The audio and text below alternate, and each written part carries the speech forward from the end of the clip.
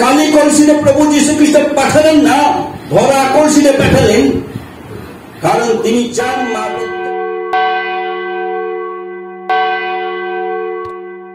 আজকের টপিক নির্যাতনের ভোজ। আজকে ঈশ্বরের বাক্য নেওয়া হয়েছে মার্ক লিখিত সুসমাচার 14 অধ্যায় 12 থেকে 24। আমরা মনোযোগ সহকারে ঈশ্বরের বাক্য শ্রবণ করব, তারপরে আজকের বিশেষ টপিকের চিন্তায় যাব, যাতে ঈশ্বর আমাদের সকলের জীবনে আজকের ঈশ্বরের বাক্যের দ্বারা যেন আশীর্বাদ নিয়ে আসেন। ঈশ্বরের পবিত্র বাক্য শ্রবণে মনোযোগী হই। তারিশূন্য রুটির পর্বের প্রথম দিন, যেদিন নিস্তার পর্বের মেষশাবক বলিদান করা হইত, সেই দিন তাহার শিষ্যেরা তাহাকে বলিলেন, আমরা কোথায় গিয়ে আপনার জন্য নিস্তার পর্বের ব্রত প্রস্তুত করিব? আপনার ইচ্ছা কি? তখন তিনি আপন শিষ্যদের মধ্যে 2 জনকে পাঠাইয়া দিলেন, বললেন, তোমরা নগরে যাও, এমন এক ব্যক্তি তোমাদের সম্মুখে পড়িবে, যে এক কলসি জল লইয়া আসিতেছে, তাহারই পশ্চাতে পশ্চাতে যাইব। আর সে যে বাটিতে প্রবেশ করে, সেই বাটির কর্তাকে বলিব, গুরু বলিতেছে, যেখানে আমি আমার শিষ্যগণের সহিত নিস্তার পর্বে ভোজন করিতে পারি, আমার সেই অতিথিশালা কোথায়? তাহাতে সে ব্যক্তি তোমাদের উপরে একটি সাজানো বড় কুঠির দেখাইয়া দিবে, সেই স্থানে আমাদের জন্য প্রস্তুত করিও। পরে শিষ্যরা প্রস্থান করিয়া নগরে গেলেন, আর তিনি যেইরূপ বলিয়াছিলেন সেইরূপ দেখিতে পাইলেন। পরে তাহারা নিস্তার পর্বে ভোজ প্রস্তুত করিলেন। পরে সন্ধ্যা হইলে তিনি সেই 12 জনের সহিত উপস্থিত হইলেন। তাহারা বসিয়া ভোজন করিতেছেন, এমন সময় যীশু বলিলেন, আমি তোমাদেরকে সত্য কহিতেছি, তোমাদের একজন আমাকে সমর্পণ করবে, সে আমার সহিত ভোজন করিতেছে। তখন তাহারা দুঃখিত হইলেন এবং একে একে তাহাকে জিজ্ঞাসা করিতে লাগিলেন, সে কি প্রভু আমি? তিনি তাহাদেরকে বলিলেন, এই 12 জনের মধ্যে একজন, সে আমার সঙ্গে ভোজন পাত্রে হাত ডুবাইতেছে, সেই। তাহারা ভোজন করিতেছেন, এমন সময় তিনি রুটি লইয়া আশীর্বাদ পূর্বক ভাঙিলেন এবং তাহাদিকে দিলেন, আর কহিলেন, তোমরা লও, ইয়া আমার শরীর। পরে তিনি পানপাত্র লইয়া ধন্যবাদ পূর্বক তাহাদেরকে দিলেন এবং তারা সকলেই তা হইতে পান করিলেন। আর তিনি তাহাদেরকে কহিলেন, ইয়া আমার রক্ত, নতুন নিয়মের রক্ত, যা অনেকের জন্য পতিত হয়। ঈশ্বরের পঠিত বাক্যে সকলকে আশীষ দেন। চলে যায় আজকে ঈশ্বরের বাক্যে। তার জন্ম তিনি জানতেন, তার মৃত্যুও তিনি জানলেন, এবং তিনি জানতেন তার পুনরুত্থান, তিনি জানতেন তার সরকারণ, তিনি জানেন তার দ্বিতীয় আগমন। কিন্তু কখন আসবেন সেটা কাউকে তিনি বলেননি। তিনি বললেন, চোরে নিয়ে আসবো, এবারে চোর হয়ে আসবো না। চোর যেমন হঠাৎ আসে, তেমনি ভাবে আমি আসি। এক দাদু নাতির কথা হচ্ছে, দাদু খুব নেশারি ছিল, প্রচুর নেশা করত। তো দাদু যখন দাদু হয়ে যায়, তারপরে তার নেশা আস্তে আস্তে ছেড়ে যায়। তাই নাতি বলছে, দাদু তুমি বিড়ি খেতে প্রচুর? না, হ্যাঁ আমি প্রচুর বিড়ি খেতাম। কি করে ছাড়লে? যে ইচ্ছা শক্তিতে আমি ছেড়েছি। ইচ্ছা শক্তি বাইরে, ইচ্ছা শক্তি হচ্ছে সবচেয়ে বড় শক্তি, যা আমাকে বিড়ি থেকে আলাদা করেছে। মদ কি করে ছাড়লে? বলছে মদ সেই ইচ্ছা শক্তিতেই আমি ছেড়ে। কিন্তু দাদু আমার আর একটা কথা, আমাকে যদি সাহস দেয় আমি বলবো নাকি, সত্যি তুমি আমাকে বলবে না তো? বলছে না, তুমি, আমি শুনেছি তুমি ড্যান্স বারে প্রায় যেতে, এটা কি করে ছাড়লে? বলছে এটা ভাই, ইচ্ছা তো ছিল কিন্তু শক্তিটা নাই। আজকে আমরা অনেক সময় প্রভুর সেবাতে, প্রভুর সেবা নিতে আসি, ইচ্ছা থাকে কিন্তু আমরা শক্তি থাকে না। এটা উল্টে একটু দিই, শক্তি থাকে কিন্তু প্রভুর সেবা নেওয়ার জন্য অনেকের ইচ্ছে থাকে না। বিশ্বের আমি যেখানে যাই বা আমরা যেখানেই যাই, মন্ডলীর জায়গায় রয়েছে, প্রত্যেকটা জায়গায় রয়েছে, কিন্তু চার্চ কোন না কোনো জায়গায় রয়েছে। তবে আমি যে ক্লাব ঘরের মতো মন্ডলীর কথা বলছি না, বা কারোর ঘরে মিটিং হচ্ছে ওই মন্ডলীর কথা, ওটা মন্ডলী নয়, ওটা ফেলোশিপ বলা হয়। কৌতুকটার মধ্যে একটু চিন্তা করি, আমাদের সকলের শক্তি রয়েছে, কিন্তু অনেক সময় ইচ্ছা না হওয়া হেতু আমরা ঈশ্বরের কাছে আসি না। ছেলে বা মেয়ে যারা আমরা এখানে বসে রয়েছি, অনেক মেয়েরা রয়েছে, তাদের শক্তি রয়েছে কিন্তু ইচ্ছা নেই প্রভুর কাছে আসা। দাদুর সেটা উল্টে ছিল, হাসির ব্যাপার হলো বাড়ি যাওয়া বন্ধ করেছে। দাদু তখন বলছে, ভাই রে, আমার ইচ্ছা তো ছিল কিন্তু শক্তি নেই। আর আমাদের সকলের শক্তি রয়েছে, ইচ্ছা নেই। পার্ক সানডেতে লোকেরা লোকেরা, প্রচুর লোকেরা যিশুর সঙ্গে সঙ্গে একটি হোসান্না হোসান্না গানের সঙ্গে লোকেরা ছুটছিল এবং গাধার পিঠে প্রভু যীশু খ্রিস্ট তিনি যাচ্ছিলেন এবং জেরুজালেমে গিয়ে গাধাকে ছেড়ে দিয়ে তিনি আরম্ভ করলেন তার কর্মকাণ্ড, যে তার যে জায়গা, যে আরাধনার জায়গা, ঈশ্বরের প্রশংসার জায়গা, আর সেই জায়গাকে আমরা রক্ত মাংসের মানুষরা কুলুষিত করেছে। আর তার জন্যই তিনি সেই প্রথম প্রতাপ তিনি দেখালেন যে এটা আমার পিতার গৃহ। সেগুলোকে পরিষ্কার করবার পরে তিনি বুঝিয়ে দিলেন স্বর্গ রাজ্যে ক্ষমতার তার কত। সোমবার আমরা দেখতে পাই বিশেষ প্রভু যীশু খ্রিস্টের ক্ষমতা। তমুর গাছকে শিষ্যদেরকে বুঝিয়েছিলেন যে আমার হাতেই এই গাছেরও যদি জীবন থাকে, তোমাদেরও জীবনটা কিন্তু আমার হাতের মুঠোয়। আমি ফলহীন হয়েছে বলেই আমি না বলেছি, এইটুকুতেই গাছ নিজেকে সরিয়ে ফেলেছে। তা আমি যদি তোমাকে মরবে এই কথাটা বলার প্রয়োজন নেই, আমি যদি অভিন্ন ভাবে বলি তুমি সরবে কি, একাই তুমি পৃথিবীতে থাকবে না। বিশেষ খবরের সংবাদ মাধ্যম নাসা থেকে আরম্ভ করে বিজ্ঞানীরা তারা বলেছে যে অন্যান্য গ্রহাণু আসছে পৃথিবীকে ধাক্কা মারার জন্য, পৃথিবী ধ্বংস হওয়ার সম্ভাবনা রয়েছে। স্টিল আমার পৃথিবী ধ্বংস হবে না। তার কারণ প্রভু যীশু খ্রিস্টের এখনো পর্যন্ত তার দ্বিতীয় আগমন ঘটেনি। কোন সম্ভাবনা নেই, কোন সম্ভাবনা নেই। যদি এটাই হয় তাহলে আমি আমার এই পবিত্র ঈশ্বরের বাক্যকে মিথ্যে বলে প্রমাণ করব। কোথাও ক্ষতি হতে পারে, ধ্বংস হবে না যতক্ষণ পর্যন্ত প্রভু যীশু খ্রিস্টের দ্বিতীয় আগমন না হয়। বিজ্ঞানীরা জানে যে ধ্বংস হতে চলেছে, আটকাতে পারবে? আটকানোর মতো তাদের হাতে ক্ষমতা নেই। আমার একমাত্র প্রভু যীশু খ্রিস্ট যিনি স্বর্গে রয়েছেন, আমাদের জন্য স্থান প্রস্তুত করতে গেছেন, তার হাতে একমাত্র ক্ষমতা রয়েছে। আর এই ক্ষমতা, এই সত্য এখানে উল্লেখ রয়েছে। সত্যকে কোনোদিনই ঘুষ দিয়ে ক্ষমা চাপা দেওয়া যায় না, সত্যকে আটকানো যায় না। সত্য একাই প্রকাশিত হয়। সত্যের জন্য আমাকে লড়াই করতে হয় না, সত্য নিজেই প্রকাশিত হয়। আমার প্রভু যীশু খ্রিস্ট তিনি সত্য, তারা আমরা দেখতে পাই। মঙ্গলবারে আমরা দেখতে পাই প্রভু যীশু খ্রিস্টকে অভিষেক করা হলো বৈতরণীতে। আর বুধবার প্রভু যীশু খ্রিস্ট খুব কষ্টের সহিত তিনি সবকিছু করছেন, কিন্তু ভেতরে খুব কষ্ট পাচ্ছেন, বাধা হচ্ছেন, সকলকে কষ্ট পাচ্ছেন। তা সত্ত্বেও শক্তভাবে নিজেকে তিনি ধরে রেখেছিলেন। সপ্তাহের প্রথম দিন থেকে প্রভু যীশু খ্রিস্ট কন্টিনিউ তিনি পরিশ্রম করে চলেছেন, মানসিক যন্ত্রণার মধ্যে চলেছেন, তিনি চলেছেন একের পরে। কিন্তু তার মিনিস্ট্রি বা মিশনারি লিডকে, মিশন লিডকে বারবার শক্ত করার জন্য 12 শিষ্যের কাছে বারংবার ভাবে তিনি যাচ্ছেন ভিন্নভাবে। তিনি বুঝিয়ে দিলেন এই জেরুজালেম আমার, স্বর্গের জেরুজালেমও আমার। এখানেই পরিষ্কার, আর ওখানেই তোমাদের জন্য আমি স্থান প্রস্তুত করতে যাচ্ছি, পরিষ্কার করতে নয়। তাই আমার ক্ষমতা রয়েছে।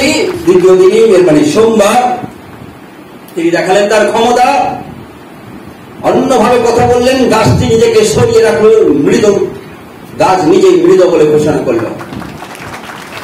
তিনি বুঝিয়ে দিলেন তোমাদের জীবনটাও আমার হাতের মুঠে। সারা পৃথিবীতে যত মানুষ রয়েছে প্রত্যেকের জীবন কিন্তু আমার হাতের মুঠোয়। মঙ্গলবার প্রভু যীশু খ্রিস্টের অভিষেক, এবং তার পায়ে যে তেল মাখানো হচ্ছিল, তার পায়ে যে কান ছিল, তার পায়ে যে চুল দিচ্ছিল, এ নিয়ে অনেকের টিটকার দিচ্ছিল। যীশু সে সম্পর্কে তিনি ইচ্ছাকৃত ভাবে উত্তর না দিয়ে ভিন্ন প্রকার উত্তর দিচ্ছিলেন। শিষ্যরা বলেছিল দরিদ্রদেরকে 3 সিকিতে, এই 3 সিকি দিয়ে দরিদ্রদের প্রতি সেবা করা যেত। যিশু বলেন দরিদ্রটা চিরকাল থাকবে, আমি চিরকাল থাকবো না। চতুর্থ দিন বুধবার শিষ্যদেরকে পা ধোয়ালেন। সেখানে আমরা দেখেছিলাম শিষ্যরা ভিন্ন, তারা সম্মত নয়। কেউ নিজেকে ছোট করতে চায় না, আবার কেউ তাদের নিজেদের কালচারের সঙ্গে বিভ্রান্তির মধ্যে ছিল। আজকে রয়েছে প্রভু যীশু খ্রিস্টের একটি অদ্ভুত দিন, যেখানে জেরুজালেমে গোটাই ফরিসি সদুকি সকল লোকেরা, গোটা ইসরায়েল হৈহুল্লোড় করছে, প্রত্যেকটা ঘরে খাবারের ভরপুর খাবার খাচ্ছে। আর প্রভু যীশু খ্রিস্টের কাছে মার্ক লিখিত সুসমাচারে শিষ্যরা এসে দেখতে পাই, তারা জিজ্ঞেস করলেন, প্রভু তোমার ইচ্ছে কি? প্রভু তোমার ইচ্ছে কি? পা ধোয়ানো তো হয়েছিল, এখন তোমার ইচ্ছে কি? মনে রাখি, এতদিনই আমরা দেখতে পাই শিষ্যরা এসে প্রভু যীশু খ্রিস্টের ইচ্ছাটা জানবার চেষ্টা করেছে। শিষ্যরা এসে বলছে, প্রভু তোমার ইচ্ছে কি? তারা জানতো যে জেরুজালেমে তিনি যাবেন না। তিনি বললেন এখানে পরিষ্কার ভাবে দেখুন, আবার বাবা প্রভু যীশু খ্রিস্ট তিনি আবার নিশ্চয়তা দিনে তিনি বললেন, সেদিন গাধার সময় তিনি বলেছিলেন, পাঁচ সানডে দিন খেলি রবিবার দিন তিনি নিশ্চিত করে বলেছিলেন একটি গাধা বাঁধা রয়েছে, লোকেরা জিজ্ঞেস করবে, তুমি উত্তর এই প্রকারে। আজকেও একই প্রকারে আমাদের যে ছেলে মেয়েরা যারা কন্টিনিউ রয়েছে, ঈশ্বরের ধন্যবাদ হোক, রবিবার থেকে কন্টিনিউ উপাসনায় এই পূর্ণ দিবসে, এই পূর্ণ সপ্তাহে প্রভু তোমাদের প্রত্যেককে আশীর্বাদ করবে, এটা নিশ্চয়তা যদি আজকের এই পবিত্র বাক্য তোমাদেরকে স্পর্শ করে। পাম সানডের দিন যিশু বলেছিলেন গাধার কথা, নিশ্চয়তা ছিল এবং শিষ্যরা বাধ্য হয়ে গেছিল। আজকে এই দিনই কোথায় খোঁজ প্রস্তুত করবো প্রভু বলুন? তিনি বলেন একজন কলসিতে জল নিয়ে যাবে। দিল্লিতে এক সময়, আমি দিল্লিতে রয়েছি, 1 বছরের পরেই মনে হয় আমাকে বিশেষ করে অফিসে শনিবার টুকিটাকি সাহায্য করবার জন্য যেতে হতো। তো একদিন ওদের দুধ যে আনে সেই লোকটি নেই, ডাইরেক্টরের ঘরে। আমি যেতেই তার ডাইরেক্টরের, তার ছেলে বর্তমান এখন ডিরেক্টর, সে বলছে তুমি দুধ এনে দিতে পারবে? আমি তো সহজ সরল বলে, হ্যাঁ আমি এনে দিব, কিন্তু দুধ কোথায় তো আমি জানি না, কোথায় দোকানটা আমার জানা নেই, কিন্তু আমার ভেতরে এ আছে, আমি হ্যাঁ এনে দিব, কেন দুঃখ পাবেন? তাহলে তুমি নিয়ে যাও, দুধটা এনে দাও। দিল্লিতে দুধের জন্য বড় বড় ইয়ে রয়েছে, এখন আমাদের কলকাতাতে রয়েছে বড় বড় মিল্ক, ছোট ছোট ইয়ে রয়েছে, সেখানে একটি সিকি ঢোকালেই দুধ পড়তে থাকে, সেক্ষেত্রে তার ভ্যালু রয়েছে। এরপরে আমি 100 টাকায় যদি আমি দুধ কিনতে চাই, 100 টাকার মধ্যে যতটা সিকি হবে 25 পয়সার মতো দেখতে, ওটা ঢোকালে দুধ কিন্তু তার পরিমাণ মতো পড়তে থাকে, যতবার ঢুকাবো ততবার। এখন দুধ টানার জন্য পয়সা আমাকে দিয়েছে, কেটলি দিয়েছে, বেরিয়ে পড়েছে দুধ আনতে গিয়ে চিন্তা হচ্ছে এবার কোন দিকে যাব, দুধের দোকানটা কোন দিকে, হিন্দিতে জানি না, খুব কঠিন সমস্যার মধ্যে পড়েছি। এবারে বুদ্ধি খাটাচ্ছি, কি করে দুধটা আনতে যাব। বিকেল বেলায় হলে বা সকাল বেলায় হলে দিল্লিতে বিশেষ করে লোকেরা দুধ আনতে যায়, এবার সেটা কি করে বোঝা যাবে না কেটলি দেখে। এখন কেটলি আমি দেখছি খুব নজর করে লোকেরা যাচ্ছে কেটলিটা নিয়ে, কেটলিটা খুব নজর দিয়ে মার্ক করছি কেটলিটা কিভাবে নড়ছে। যদি ভরা কেটলি থাকে নড়বে না, ভিন্ন প্রকারে নড়বে, আর যদি খালি কেটলি থাকে সেটা একটু নড়বে। আর সেই নড়া দেখেই আমাকে টার্গেট করতে হবে, এই দুধ নিয়ে এলো না দুধ আনতে যাচ্ছে। বয়স আমার সব তখন 18 মতো বয়স হবে, কি ম্যাক্সিমাম হলো 19 বছর বয়সে আমার মাথার টেকনিক খেলছে যে ওর কেটলিতে দুধ আছে না নাই। এটাই যদি আমি নিশ্চিত হই তাহলে ওই দিকে গেলে দুধ পাবো কি পাবো না সেটাই। যদি খালি কেটলি রয়েছে তাহলে আমি ঠিক জায়গায় যাচ্ছি, ওর পেছনে গেলে দুধ পাবো। আর যদি ভরা কেটলি আসছে তাহলে আমাকে ওর পেছনে যাবে না, ওর বিপরীতে যেতেই হবে, কারণ ওই দিকে দুধ দোকানটি রয়েছে। তাই দেখতে দেখতে তার নজরে করলাম, দেখলাম কেটলিটা নড়ছে না। এর মানে নড়ছে না মানে ও ভদ্রমহিলা, ওই যে একটা মেয়ে দুধ নিয়ে আসছে, এবার নিশ্চিত হয়ে গেছি ওই দিকেই দুধ দোকান রয়েছে।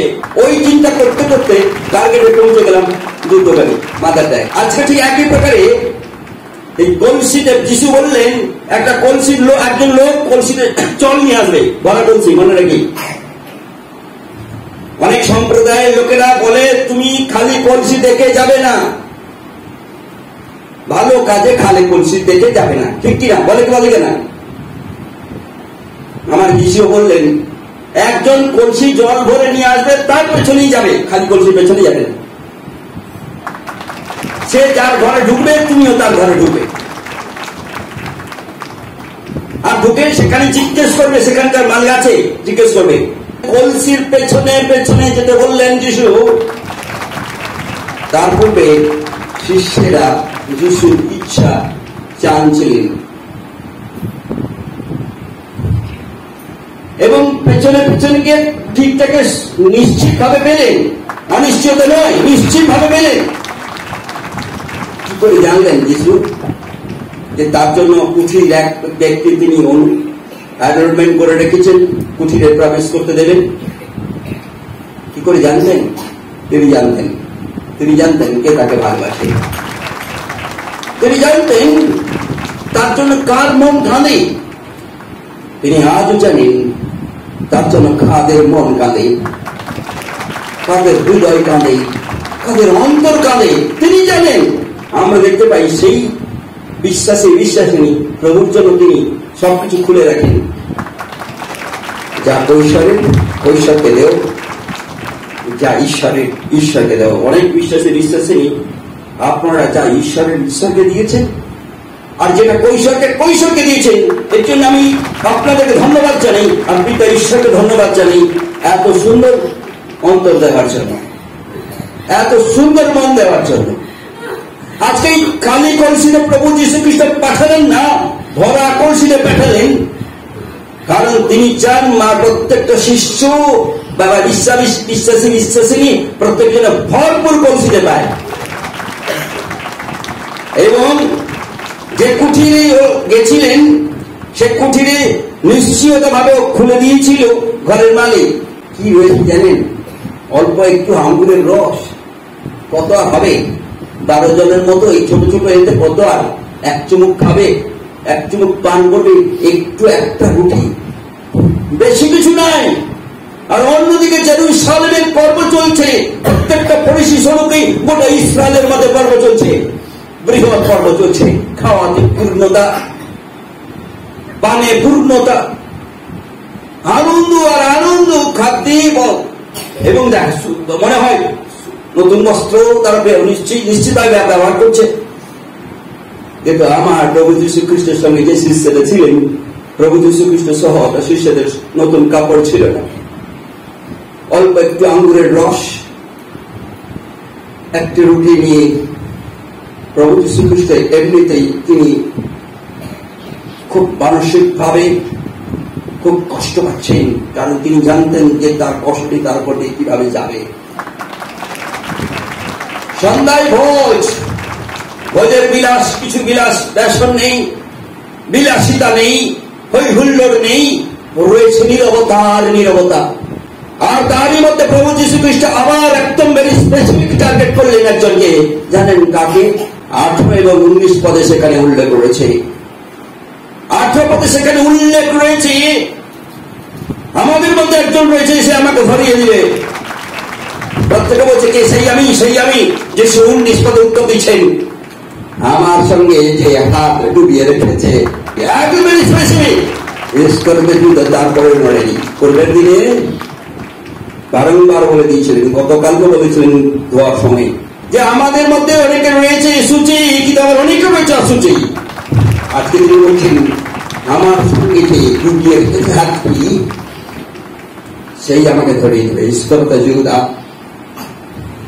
তারপরেও সে নিজেকে ভাঙল না, নিজেকে অনুতাপ করলো না, নিজেকে নিয়ে গেল না। আজকে আমাদের মধ্যে অনেকে রয়েছে, আমরা অনেকে রয়েছি, আমাদের হৃদয় জিজ্ঞেস করতে অনেক শক্ত। তারপরে আমরা এত কিছু জানার পরে যিশুকে আমরা নিশ্চিত ভাবে বুঝতে পারছি না যে যিশু একমাত্র নিয়ন্ত্রণকারী এই পৃথিবীর। তারপরেও আমরা বুঝতে পারছি না। অনেক জানেন, অনেকে বিভিন্ন সম্প্রদায়ের লোকেরা উপবাস করতে হয়। কেউ বলে থুতু ঘিটে না। আজকে আমি বলছিলাম আমাদের ডাইনিং হলে বলছিলাম থুতু ঘিটে না। আমি বললাম থুতু নাই ঘিটতে কি যায় আসে? নিঃশ্বাস তো ঘিটছে, কেউ ওটাতে বারণ করে না। থুতু যখন ঘিটলে তার উপবাস ভঙ্গ হবে, নিঃশ্বাসটা নীল ঘিটলে তার কি হবে? উপবাস ভঙ্গ হবে না। নিঃশ্বাস কেন নেয়? নিঃশ্বাস কি তরল পদার্থ নয়, ও গ্যাসীয় পদার্থ বলে। যদি নিঃশ্বাস নিয়ে যদি উপবাস ভঙ্গ না হয়, তাহলে খেলে বা উপবাস ভঙ্গের প্রশ্নে কি যায় আছে? ট্র্যাডিশনালি প্রথাগত নিয়মে আমরা উপবাস অনেক করি, কিন্তু উপবাস প্রয়োজনীয়তা রয়েছে। যিশুর ইচ্ছা জানলেন শিষ্যেরা, জানার পরেই যিশু ডিরেকশন করলেন। যিশু তিনি নির্দেশনা দিলেন, যাও যে জল এর কলসি নিয়ে যাবে তার পেছনে যাবে, সেই মালিকের কাছে গিয়ে বলবে বিশেষ কুঠিরের দরকার রয়েছে, একটি ঘরের দরকার রয়েছে যেখানে আমরা বিশেষ 13 জন যেন বসতে পারি, আর সেখানেই হবে আমার রক্তের, আমার মাংস রুটি স্বরূপ পানীয় এবং ভোজের জায়গা, ভক্তির জায়গা নয়। সেই সন্ধ্যায় সবকিছু করবার পরে সন্ধ্যায় প্রভু যীশু খ্রিস্ট গেলেন, তার 12 শিষ্যকে নিয়ে সেখানে স্পেসিফিক করে দিলেন ইস্করিওত ইহুদাকে। তিনি বললেন অ্যাডভান্স, ভেরি অ্যাডভান্স। এরা শিষ্যরা জানতো না কি করতে চলেছে। তিনি নিলেন বিশেষ পানীয় নিয়ে, বলছেন পানীয় নিয়ে কি বলছেন, লাল আঙ্গুরের রস নিয়ে তিনি বলছেন এটা আমার রক্ত যা তোমাদের জন্য ছড়াতে চলেছি। এখানে স্পেসিফিক করে দিলেন, ছড়ানো গেল। রুটি নিয়ে, গমের রুটি, গমের রুটি, বললেন এটা আমার মাংস, তা তোমার জন্য ক্ষত বিক্ষত, তোমাদের সকলের জন্য ক্ষত বিক্ষত। জানলেন কি করে? তাকে তো পিটিয়ে মারতে পারত। জানলেন কি করে? তাকে তো গোলা টিপে মারতে পারত। জানলেন কি করে? তাকে তো কিডন্যাপ করে জীবন্ত অবস্থায় মাটিতে পুঁতে দিতে পারত। তিনি জানতেন তার মৃত্যুটা হবে উৎসব। তিনি জানতেন তার মৃত্যুটাই বৃহৎ চেহারা, গোটা শরীরটা হবে এই রুটি, আর শরীর মধ্যে যত রক্ত রয়েছে সেটাই তার, সে রক্ত আশ্চর্য রক্ত, জাপানি তাদের তার নির্যাতনের দ্বারাই আমরা যেন নিষ্কৃতি পেতে পারি। আর একটি ঘটনায় তিনি বলতে আরম্ভ করলেন, সেই ঘটনায় 3টি দিক তিনি তুলে ধরলেন। 3টি দিকে অপেক্ষার কথা বললেন গেতসেমানি বাগানে, আর তিনি কুঠিরে নেই। কোথায় রয়েছে? ওপেন জায়গায়, গেতসেমানি বাগানে। তিনি খুব কষ্ট পাচ্ছেন ভেতরে, কারণ রক্ত তিনি দিয়ে ফেলেছেন, বিলি করেছেন। তিনি নিশ্চিত যে তার মৃত্যু, তিনি নিশ্চিত তার কিরূপে মৃত্যুটাও, তিনি নিশ্চিত তার উপরে চাবুক আসছে। আজকে যারা আমরা প্রভুত রয়েছে এই 3টি দিন, গেতসেমানি বাগানে কষ্ট পাচ্ছিলেন আজকে তিনি, এবং শেষ মুহূর্তে রাত্রিতে, মধ্যরাত্রিতেই শেষ জায়গাতে যিশুকে আদেশ করা হয়েছিল ইস্করিওত ইহুদা, যাকে বারংবার বলে দিয়েছিল, কম করে হলো 3 বার। তাকে বলে দেওয়া হয়েছিল, পা ধরানোর দিন বলা হচ্ছে, যেদিন প্রভু যীশু খ্রিস্ট তার বিশেষ রক্ত স্বরূপ লাল আঙ্গুরের রস নিয়ে, মাংস স্বরূপ রুটি নিয়ে তিনি বললেন এটা আমার মাংস, আমার রক্ত। সেদিন তিনি নিশ্চিত করে দিলেন ইস্করিওত তুমি সেই লোক, ঠিক। তোমার জন্ম না হওয়া, জন্মের সম্পর্ক তিনি বলেছেন সেখানে। এরপর তিনি সেই কুঠির ছেড়ে চলে যাচ্ছিলেন, গেতসেমানি বাগানে গিয়ে শিষ্য থেকে নিয়েছেন, তার মধ্যে একটাই নেই। কে নেই? তার মধ্যে একটা নেই। কে নেই? ওই যেতে নেই, ওই কুঠির থেকে বেরিয়েছে যিশুর রক্তটা স্বরূপ, দ্রাক্ষারস বা আঙুর রস পান করেছে, প্রভুর মাংস স্বরূপ রুটিটা খেয়েছে, রাস্তায় যেতে যেতে না বলে করে চলে গেছে। ইস্করিওত ইহুদা লুকিয়ে পালিয়ে গেছে। যিশু জানতেন 11 জনকে নিয়ে প্রভু যীশু খ্রিস্ট তার মিশন, তার স্বর্গের মিশন তিনি ফুলফিল করতে চলেছে। সেই যাওয়ার পথেই গেতসেমানি বাগানে গিয়ে তিনি বলছেন 3টা দিন তোমরা অপেক্ষা করো। 1 নম্বর। 2 নম্বর কি? সতর্ক থেকো। 3 কি? প্রার্থনা করো, অপেক্ষা করো, সতর্ক থেকো। কেন বারবার ঘুমিয়ে যাচ্ছ? যিশু বারংবার এসে বলছেন, যখনই আসেন ঘুমিয়ে গেছে। বলছে ঘুমিয়ে যাচ্ছ কেন? বারংবার বলছি জেগে থাকো, কিন্তু ঘুমিয়ে গেছে। যিশু কিন্তু ঘুমাতে পারেনি, জানেন। ডক্টর লোক তিনি বিবৃতি দিচ্ছেন, যিশুর কপাল দেখতে পেয়েছিলেন, আর সেই কপালেই ডক্টর রূপ লিখছেন, তার কপালে রাত্রিতে, মধ্যরাত্রিতে তার কপালের শিরাগুলো লাল হয়ে ঘামগুলো লালচে ঘাম ঝরছিল। জানি doctor Brook as a physician তিনি প্রেসক্রাইব করছেন এটাই, যে আমি যিশুকে নিজের চোখে দেখেছি, যার ঘাম রক্তবর্ণ, আর সেটা কপাল থেকে। এতটা মানসিক যন্ত্রণা তিনি পাচ্ছিলেন, যে মানসিক যন্ত্রণায় তিনি পরিষ্কার ফিজিশিয়ান ডক্টর ব্রুক তিনি বিবৃতি দিচ্ছেন। এবং আমরা যদি তার বিবৃতি দেখি, তিনি সুসমাচার পুস্তকে যে বিবৃতি দিয়েছেন, প্রিয়জন সে লোককে এত কষ্টের মতো রয়েছে, একজন খুব ভালোবাসে, এত প্রেম করে, কিন্তু পাশে যিশু একা চলে যাচ্ছেন, একটু দূরে গিয়ে প্রার্থনা করছেন, আর এরাও তো অন্য একটু দূরে কোথাও গিয়ে প্রার্থনা করতে পারতো, কাঁদতে পারতো, কিন্তু কেউ কাঁদেনি। নিশ্চিত ভাবে জানতেন যিশু যা বলেছেন সেটা ঘটতে চলেছে, এতগুলো যখন ঘটেছে এটাও ঘটবে। তারপরেও শিষ্যেরা চোখ জুড়িয়ে আসছে, আর পারছে না। শয়তান এতটা শক্তিমান ছিল, এদের ইচ্ছে ছিল হয়, কিন্তু শক্তি কাজ করছে না শরীর মধ্যে, কিন্তু খুব বারংবার টেনে নিয়ে গেছে তাদেরকে।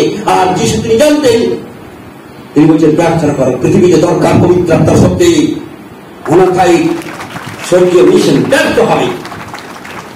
তারপরে জানেন, বারংবার বলার পরেই শেষে তিনি বলছেন, এখন তোমরা চলে যাও, যা হওয়ার হয়ে গেছে। যিশু জানলেন এবারেই আসছে। তুমি নিশ্চিত ভাবে জেনে নিলে এবারে টিম রেডি হয়েছে, আমাকে অ্যারেস্ট করবার জন্য আসছে, একদম সুনিশ্চিত তিনি হয়ে গেলেন। এবারে তোমরা যাও, ঘুমিয়ে যাও, আরামে খাও। এবার খুব ইন্টারেস্টিং, কিছু বলে এবারে আরামে বিশ্রাম করো। আর কিছু বিশ্রাম নেই, জানেন। সঙ্গে সঙ্গে যিশুকে ধরে নিয়ে যাওয়া হলো। আমরা জানি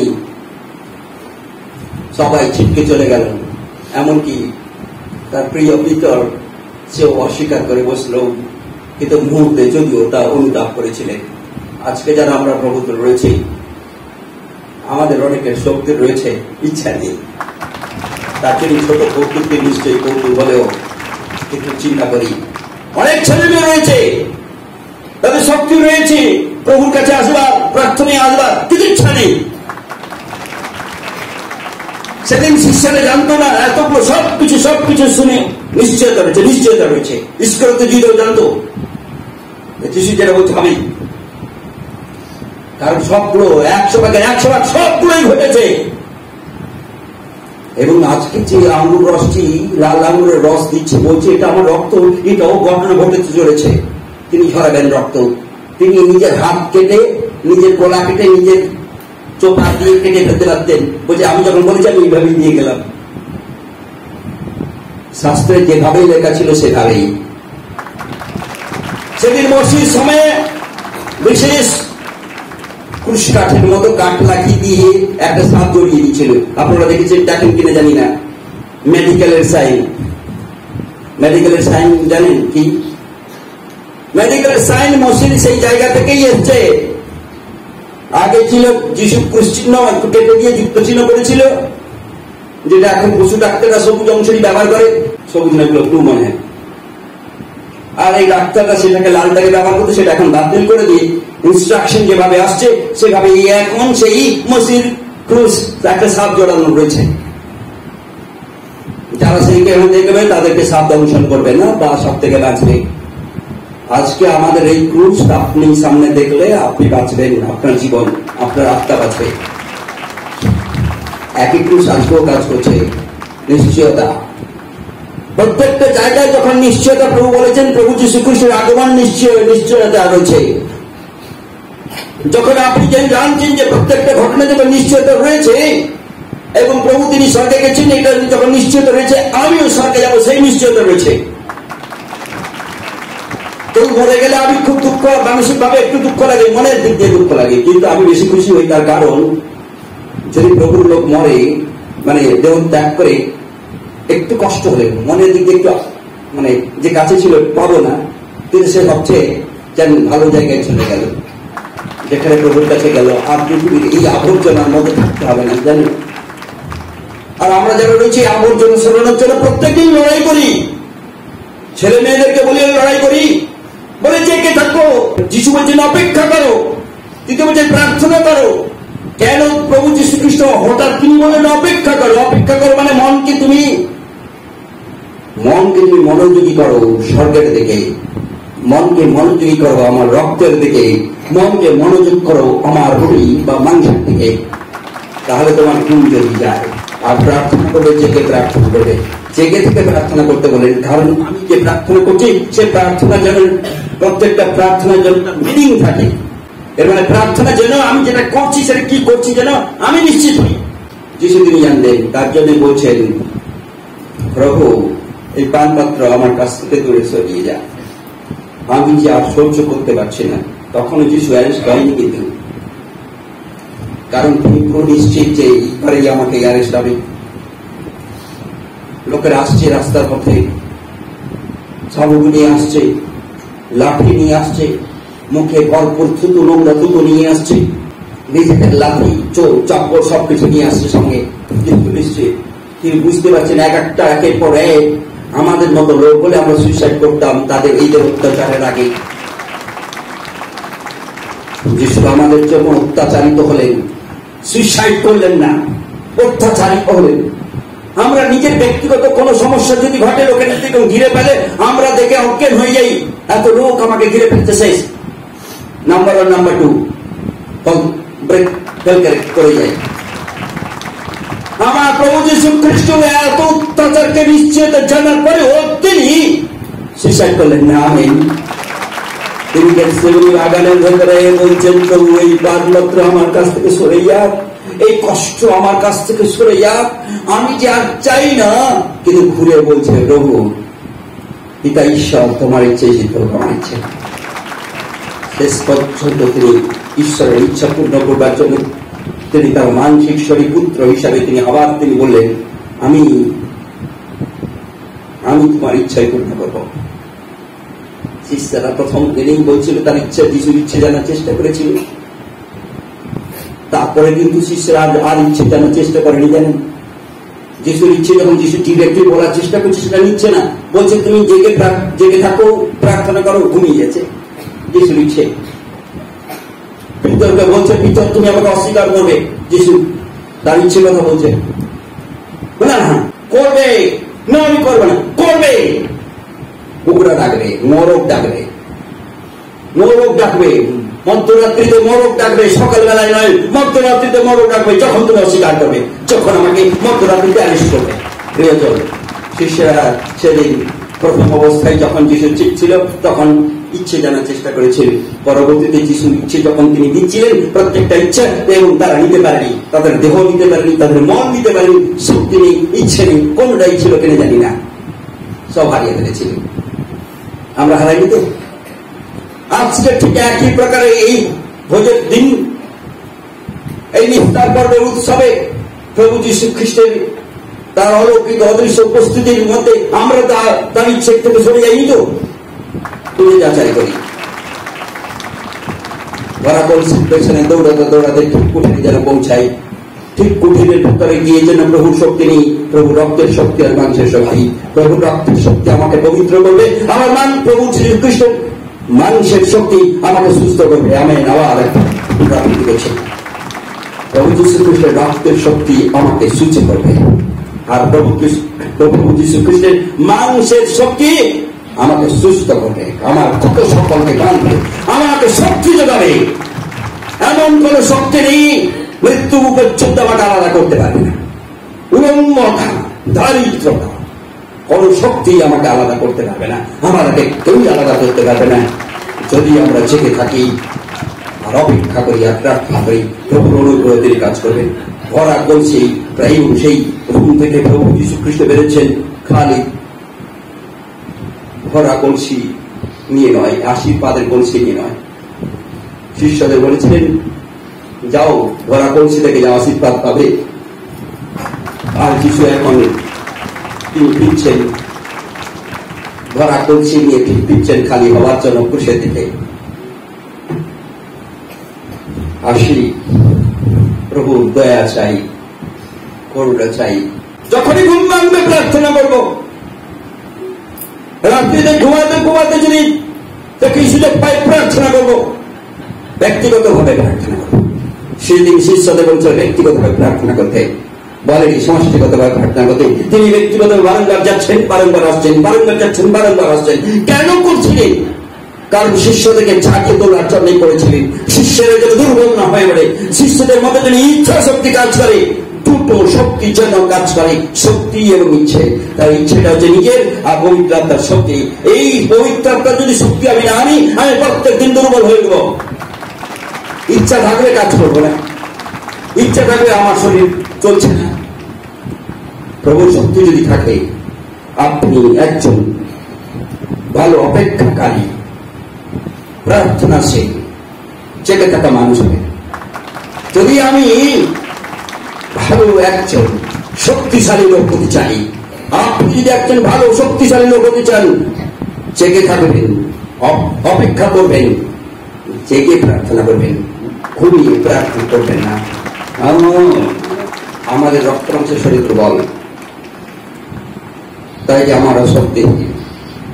প্রভুর শক্তি যখন কাজ করবে, আপনি শক্তিমান হবেন, আমরা শক্তিমান, সকলেই শক্তিমান হব। তার জন্য প্রভু তিনি শক্তি পাওয়ার জন্য তিনি কি দিয়ে গেলেন? তার মাংসই যথেষ্ট। তিনি সুস্থ হওয়ার জন্য কি দিয়ে গেলেন? তার মাংসই যথেষ্ট। তিনি আমাদেরকে সূচি করবার জন্য, পবিত্র করবার জন্য, ডিহাইড্রেশন যাতে জীবনে না ঘটে তার জন্য কি দিয়ে গেলেন? তার রক্ত দিয়ে গেলেন। মরি তো মরি, যিশুতে মরি, জেগে থাকি তো বেঁচে থাকি তো যিশুতেই বেঁচে থাকবো, তার খুশি অমৃত্যু নিয়ে বেঁচে থাকবো। প্রিয়জন, আবার পুনরাবৃত্তি করছে। শিষ্যদেরকে যিশু বলেছিলেন সেই গেতসেমানি বাগানে, তোমরা অপেক্ষা করো, জেগে থাকো, প্রার্থনা করো, জেগে প্রার্থনা করো, অপেক্ষারত থেকো, নিশ্চিত নিয়ে অপেক্ষা থেকো। কারণ এতগুলো যখন ঘটেছে, একের পর এক যখন ঘটেছে, কন্টিনিউ পিছার আরম্ভ করে যিশু। লোকেরা অপেক্ষা করেছে, এত হৈহুল্লোড় করেছে, খেয়েছে, আরাম করেছে, আনন্দে রয়েছে সকালে। গোটা ইসরায়েল, গোটা ফরিসি, গোটা ইহুদি আনন্দে রয়েছে, খুশিতে খুশ মেজাজে রয়েছে। আর সেই খুশ মেজাজে যিশুকে পেয়েছে একটা আরম্ভ করবার জন্য, আনন্দ করবার জন্য, চপচপ্পর মারবার জন্য, থুতু মারবার জন্য, চাবুক মারবার জন্য, তার খুশিমৃত্যু দেখবার জন্য লোকেরা অপেক্ষায় রয়েছে, আনন্দে রয়েছে। এইবারেই দিব, এবারে কত তাদের ভেতরে কত রাগ, সব রাগ ফেলে দেওয়ার জন্য এই যিশু তিনি মাথা পেতে নিলেন। সব রাগকেই আমি আমার পরে প্রস্তুত। আসলে ঈশ্বরের বাক্য দিদিকে বলেছিলাম, এত নম্র লোক পৃথিবীতে আর কখনো কেউ জন্মায়নি। এক বিস্ময় জায়গা চলে গেলে লোকেরা কামড়া কামড়ি করে। আমার যীশু খ্রিস্ট তার প্রত্যেকটা দেহ থেকে ইঞ্চি তিনি দিয়ে দিলেন আমাদের জন্য। আর আপনি আমি এটাই করতে পারবো না? একটু অপেক্ষা করা আর জেগে প্রার্থনা করা। আমার নিজের জন্য কি করতে পারবো না? আপনি আপনার নিজের জন্য কি করতে পারবেন না? আপনি আপনার নিজের আত্মার জন্য করতে পারবেন না? রাস্তায় যখন লোকেরা তাদের কোনো কিছুই নেই, একটা পাথর বসিয়ে দেয়, কাঠ বসিয়ে দেয়, কোন হাতে তৈরি করা ঘোড়া বাটি ইত্যাদি বসিয়ে দিয়ে তারা রাস্তার উপর কোলার দেবে, রাতের পর রাত থেকে চাঁদা তৈরি তোলে, তারা ডাকতে পারে। কাদের জন্য জাগে? লোককে দেখবার জন্য জাগে, হৈহুল্লোড় করবার জন্য জাগে। সেদিন যেমন মিস্টার উৎসবে যখন জেগেছিল লোকেরা। আর আপনি আপনার নিজের আত্মার জন্য জাগতে পারবেন না? যখন তখন বলতে পারবেন না, খুঁজবেন না বিছানায় যে প্রভু তুমি আমার কাছে আসো, প্রভু তোমাকে আরো কাছে পেতে চাই, পৃথিবীতে যতদিন থাকবো ততদিন আরো তোমার কাছে থাকতে চাই, আরো কাছে থাকতে চাই, আরো কাছে থাকতে চাই। আমাকে দূরে ফেলে দিও না। কোন শক্তি আমাকে যদি নিতে চাই, তুমি হাত মেরে যাও, তার কাছ থেকে তুমি বের করে রেখো, তোমার হাতের মধ্যে রেখো আমাকে। আমার আত্মাকে কেউ স্পর্শ করতে না পারি প্রার্থনা করি। আপনার নিজের ব্যক্তিগত জীবনের জন্য আপনি অপেক্ষা করবেন, জেগে থাকবেন, প্রার্থনা করবেন। আসি, দাঁড়িয়ে উঠি, প্রভুর দয়া আছে। হালেলুয়া।